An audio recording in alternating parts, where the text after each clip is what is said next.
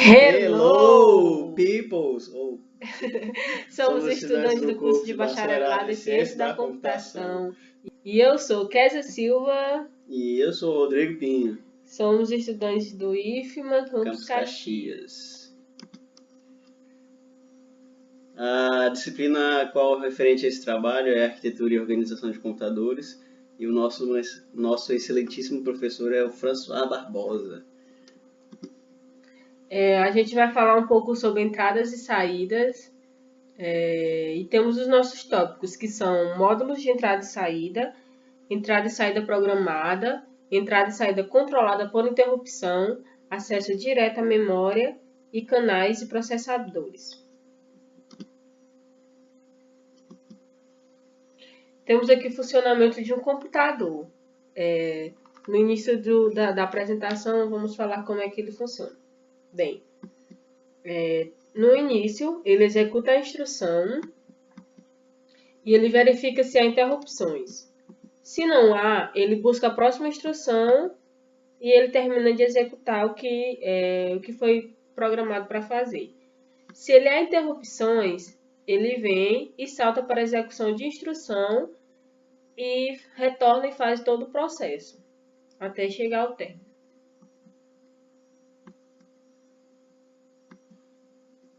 Módulos de entrada e saída. Função do módulo.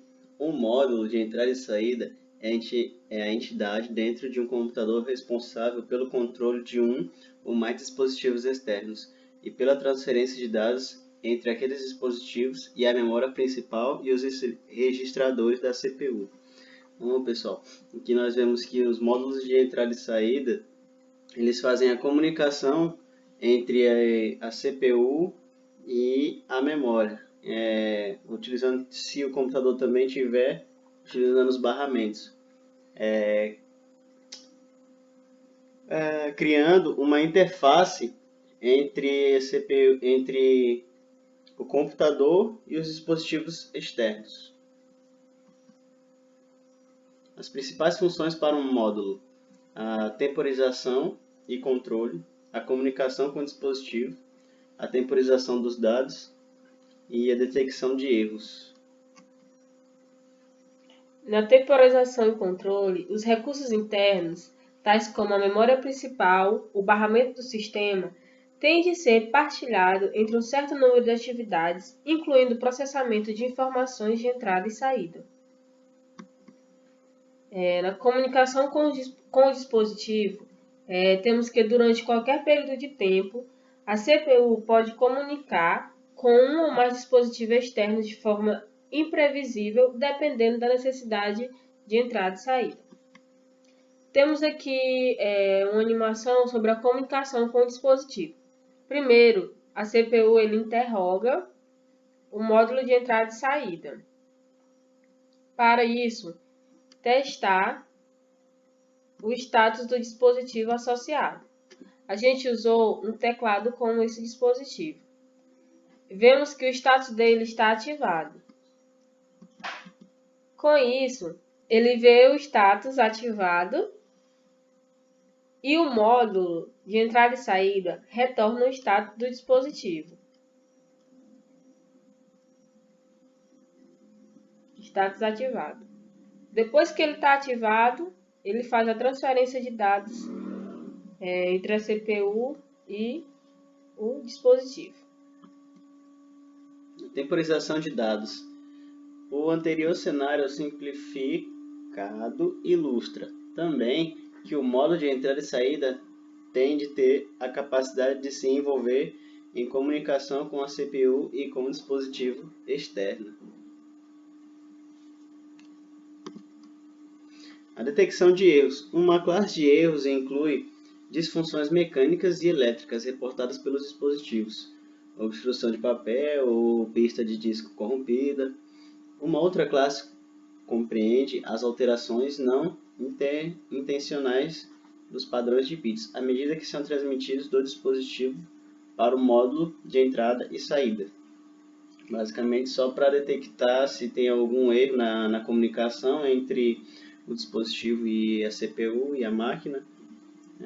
Basicamente, só E teve uma coisa que a gente esqueceu de falar, que seria a comunicação com a CPU, que ela envolve vários Fases. Isso, várias fases, que são elas Decodificação de comandos. Os dados. Relato de status. E a detecção de erros, que basicamente é a mesma, o mesmo roteiro que o módulo segue. Com operações de entrada e saída, são possíveis 3 técnicas.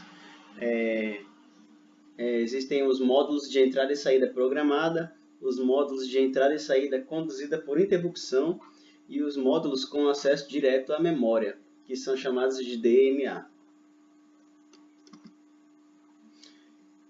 Módulo de entrada e saída programada. A CPU executa um programa que lhe dá o controle direto da operação de entrada e saída, incluindo a apreensão do status do dispositivo, a emissão de comandos de leitura e de escrita e a transferência de dados. Isso daí a CPU é como se fosse o poderoso chefão aqui, que toma o comando de tudo e fica a par de tudo, querendo saber tudo e controlando todas as coisas.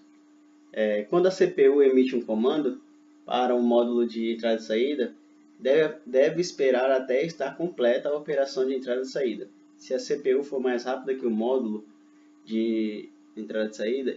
Entrada e saída conduzida por interrupção.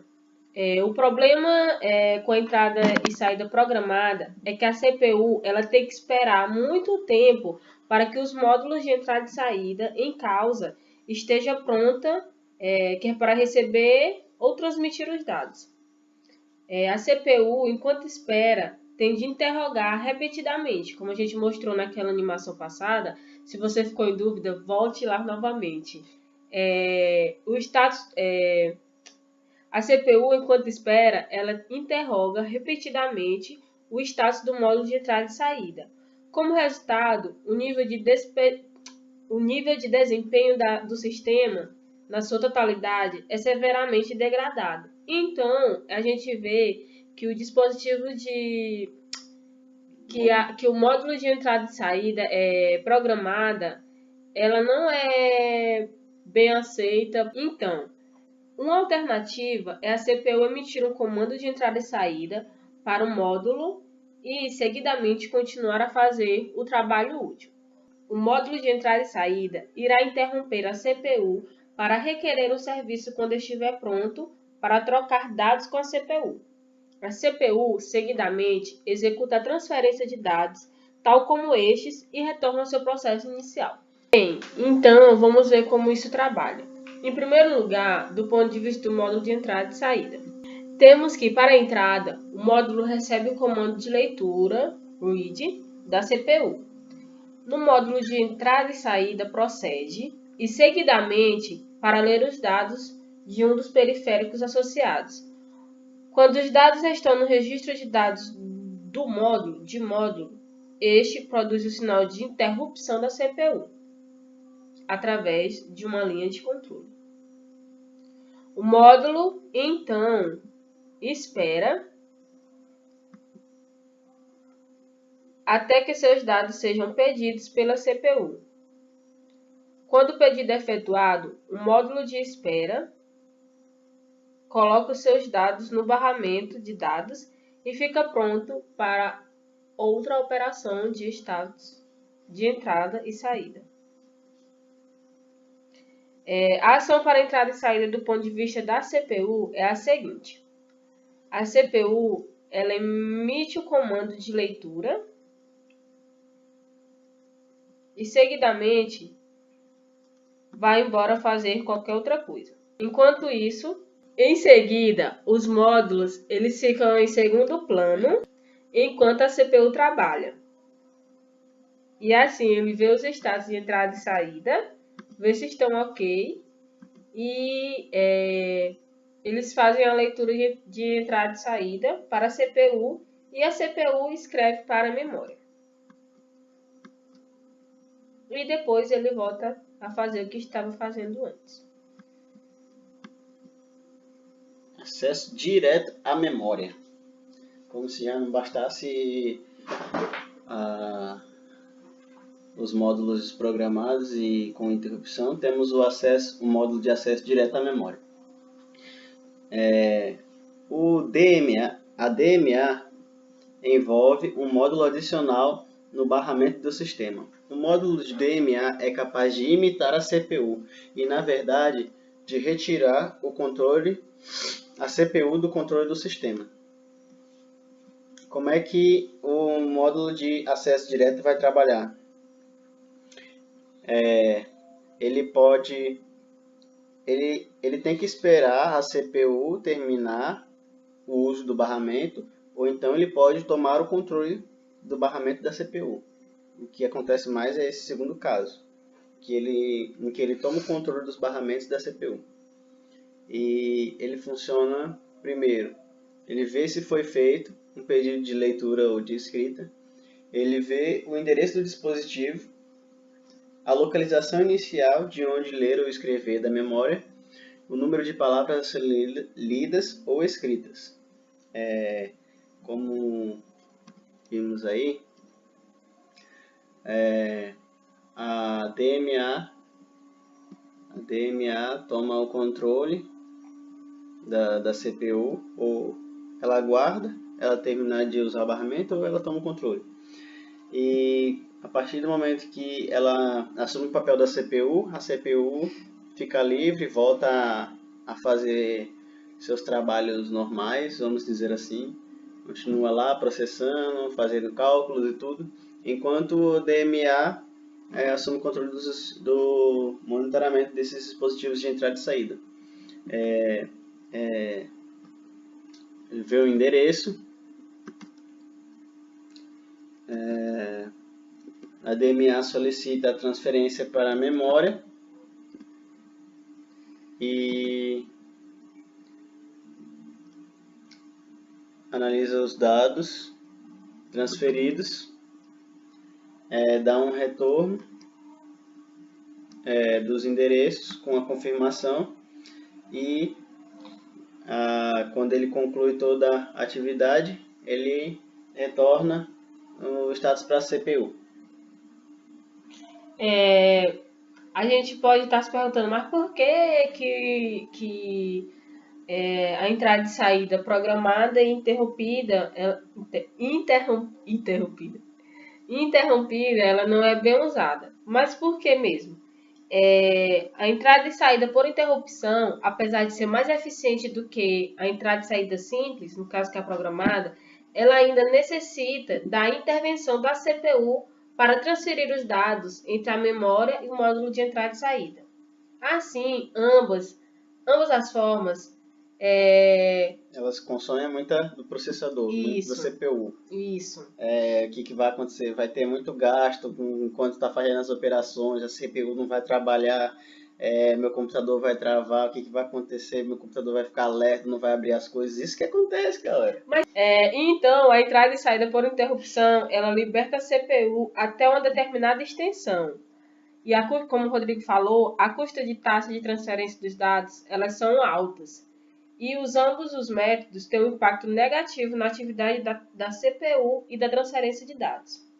Então, é por isso que surge o acesso direto à memória, ou então a chamada DMA.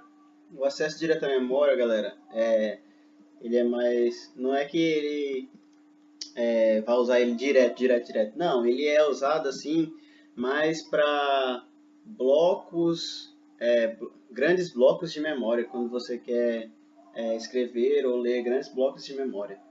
O módulo de DMA necessita de tomar o controle do barramento de forma a transferir os dados para ela e da memória.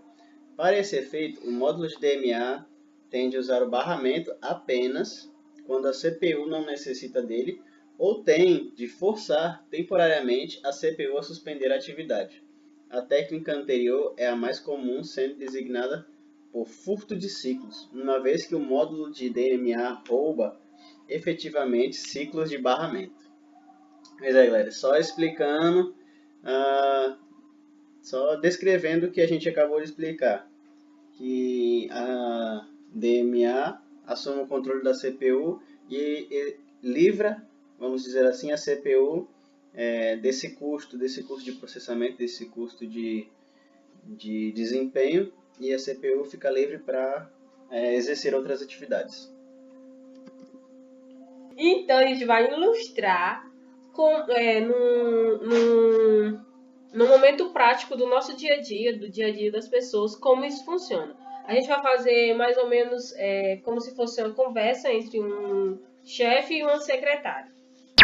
O chefe pergunta para a secretária: por favor, escreva o contrato agora para que eu possa assiná-lo. Estou esperando, ok? A CPU, ela fica esperando. Quem é que é a CPU, né? O chefe? Ela fica esperando. Aí a secretária vai lá e diz: pois não, senhor, um momento. A secretária é quem? O módulo de entrada e saída programado. Certo. Contrato pronto. Estou lhe enviando.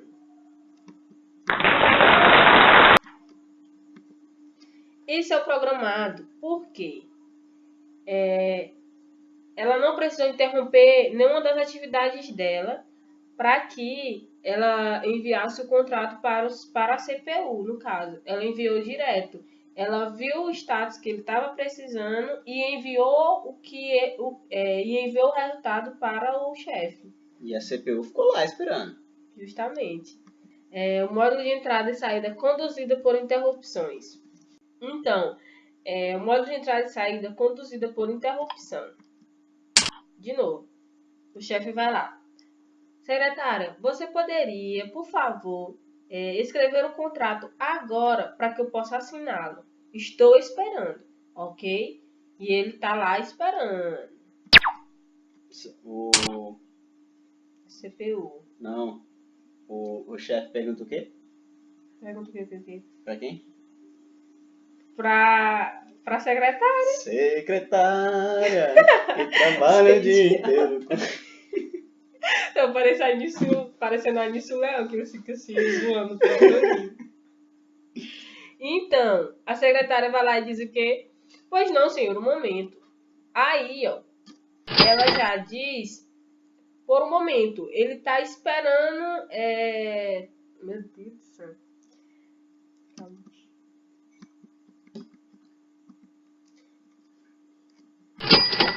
Aí ela diz aqui, ó, pois não, senhor, um momento. E depois desse momento, ela vai e fala que o contrato está pronto e ela pergunta se pode enviar. É aí que a interrupção começa. Acontece, desculpa. Ele responde: um momento, estou terminando de escrever um ofício. Depois disso, que ele termina de executar, ele pergunta: pronto, agora... ele responde: pronto, agora você pode enviar o contrato. Após receber o contrato, o chefe continua fazendo as outras atividades. Tá errado. Por que tá errado? Não é de interrupção? Sim. E se a secretária não terminou o contrato e ela não enviou pro chefe, ele não tem que interromper o que ele tá fazendo para receber o documento da secretária? E ele tá interrompendo. Ele não tá interrompendo, aqui ó. Um momento, estou terminando de escrever um ofício. Então ele não interrompeu. 3 pontinhos. Pronto, agora você pode enviar o contrato. Ele interrompeu de terminar de escrever. Isso, ele interrompeu de terminar de escrever os ofícios e depois ele enviou outra mensagem para a secretária para dizer que já estava pronto para receber os contratos. E por que ele disse para ela esperar um momento?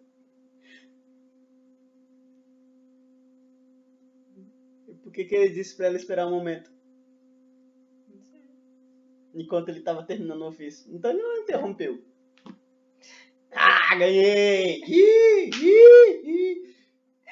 Pois tá bom, então tira esse um momento, tá? Daí. Tá. Então... E tira o estou terminando de escrever o ofício também.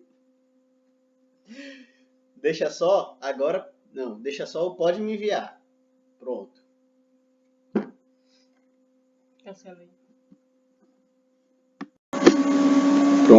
pessoal. Tá, Rodrigo. Eu aceito que eu errei, tá bom? Edições feitas, erros corrigidos, porque é melhor corrigir do que não corrigir. E ensinar vocês errado. E o mais importante é ensinar vocês. Bom, pessoal, esse foi o exemplo de módulos de entrada e saída conduzida por interrupção. Calma aí, volta lá. Aí, ó. Com interrupções. O que é que o chefe estava fazendo? Ele estava escrevendo um ofício, certo? Bem aqui embaixo está escrito. Só que ele disse que ela podia enviar o contrato, que depois continuaria escrevendo. Então, ele interrompeu a ação que ele estava fazendo para receber a ação da secretária e depois voltar ao que ele estava fazendo. Certo? Agora, temos uma terceira pessoa no nosso... pequeno exemplo. Isso, no nosso exemplo. Que é um office boy ou qualquer outro funcionário da empresa.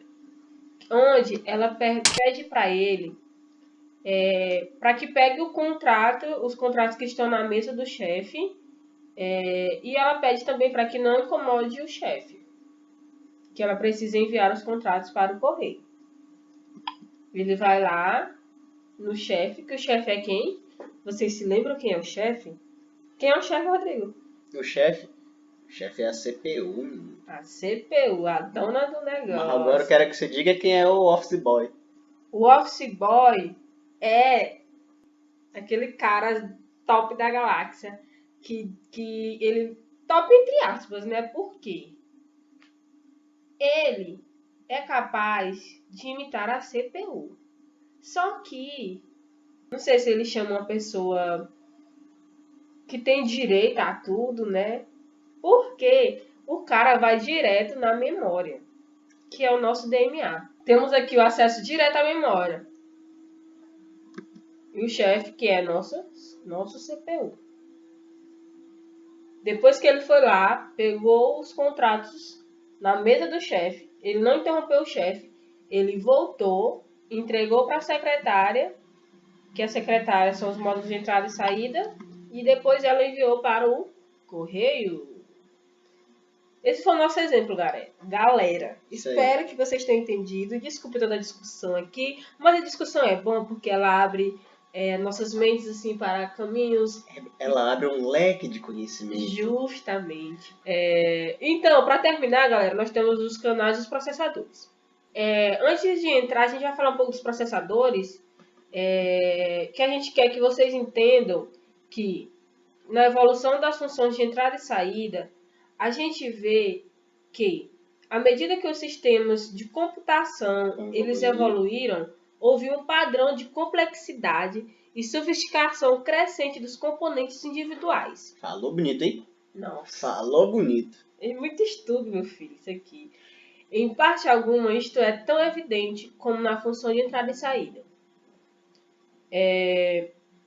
O modo de entrada e saída ele é melhorado para tornar-se um processador direto de direito próprio, com um jogo de instruções especializado, adaptado para entrada e saída. A CPU dirige o processador para executar um programa de entrada e saída na memória. O processador extrai e executa as instruções sem intervenção da CPU. Isso permite à CPU especificar uma sequência de atividades de entrada e saída e ser interrompida apenas quando a sequência completa tiver sido efetuada. Lembrando, galera, que nesse acesso direto à memória, mesmo que a CPU não seja envolvida, mas o módulo de acesso direto, ele ainda tem que responder e obedecer a CPU, mesmo que seja no início e no fim do programa. Porque a CPU que vai dizer para o módulo qual comando executar, e o módulo vai dar para a CPU o resultado daquele processo, daqueles comandos. Prosseguindo, as principais características dos canais de DMA. O canal de entrada e saída representa uma extensão ao conceito de DMA. Um canal de entrada e saída tem a capacidade de executar instruções de entrada e saída, o que lhe dá um controle completo sobre as operações de entrada e saída. No sistema de computação, com tal dispositivo, a CPU não executa as instruções de entrada e saída. Um canal seletor. Vamos aprofundar um pouquinho nos tipos de canais. Controlam múltiplos dispositivos de alta velocidade e em cada tempo. Fica dedicado à transferência de dados com um daqueles dispositivos. Assim, um canal de entrada e saída seleciona um dispositivo e efetua a transferência de seus dados. E também temos o canal multiplexador. O canal multiplexador ele manipula diversos dispositivos de entrada e saída ao mesmo tempo. Para dispositivos de baixa velocidade, um multiplexador de octeto aceita e transmite caracteres tão rapidamente quanto possível para múltiplos dispositivos. O nosso seletor ele vai controlar, vários dispositivos e em alta velocidade. E ali está rodando e ele vai controlando e não quer nem saber não. Vai entrando mais um, vai saindo outro e ele está ali controlando tudo. E o multiplexador... A gente vê, por exemplo, a sequência de caracteres resultante de 3 dispositivos com taxas diferentes e sequências individuais. O multiplexador de bloco, ele intercala os blocos de dados de vários dispositivos. Então, a gente falou que são o quê? São 3 dispositivos com taxas diferentes. O multiplexador... Uma palavrinha difícil. Demais. Para esses dispositivos, ele fica transmitindo... vários blocos. Isso, ele fica transmitindo e intercalando cada bloco de dados dos 3 ao mesmo tempo. Por isso que ele é multiplexador. Não é solista que nem o canal seletor, que mesmo ele controlando vários dispositivos, ele controla só apenas um bloco ali. O multiplexador controla vários blocos. E para terminar, temos a interface externa. Temos 2 tipos de interface, que é a paralela e a em série. A interface de um módulo de entrada e saída com periférico tem que ser ajustado à natureza da operação do periférico. Existem periféricos que eles precisam de interface paralela ou interface em série. Uma característica principal da interface é ser em célula ou paralelo. Na interface paralela, há múltiplas linhas ligando o módulo de entrada e saída e o periférico, sendo transmitido múltiplos bits simultaneamente. Então, vou exemplo de paralelo. Um exemplo de paralela. Pensa nesses 3 cabos que passam em todo o poste. Ali são 3 fios paralelos que eles transmitem 240 volts, todos os 3. Então aqui é a mesma situação. Pensamos que um poste é o periférico e o outro poste é o módulo. Entre as duas, vamos supor que tem 3 cabos conectando. Esses 3 cabos vão ser as interfaces paralelas. Que são as múltiplas linhas. Obrigado. Que transferem os bits simultaneamente. Isso. Como se cada linha transferisse 8, 16, 32, 64 bits simultaneamente. E na interface em série, há uma só linha usada para transmitir os dados e os bits têm de ser transmitidos um de cada vez. Um exemplo, Rodrigo? Pensa na chave de uma porta. A chave da fechadura é colocada apenas uma vez. E só ela pode abrir a fechadura, não é verdade? Sim. Então, a chave seria a linha em série. Isso. Não é verdade? É verdade, sim. Que transfere os bits, que são aquelas pequenas ondinhas, os dentes da chave, transfere os bits para a fechadura, que por sua vez executa o comando. Isso. A interface série ela é mais habitual em impressoras e terminais. E essas são as nossas referências. E a gente terminou nosso trabalho. Graças a Deus, agradecendo. Obrigado, Senhor. Obrigado, François. Muito obrigado mesmo, viu? Você não sabe o quanto estamos felizes por encerrar a disciplina. O último trabalho da disciplina, do período, mas nós estamos aqui. Que horas são essas?